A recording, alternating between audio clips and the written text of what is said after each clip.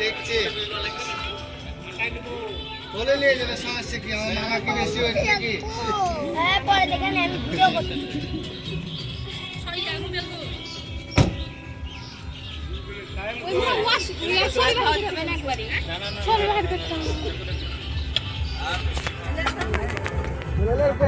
আবার কাকাকে মিষ্টি খাওয়া দিবেন সামনে কাকা আছে মোবাইল হাতে লিও না সামনে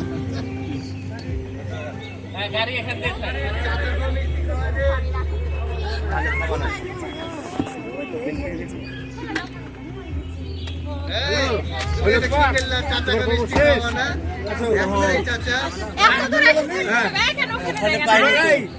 তোর বাড়ি আলা করে আমাকে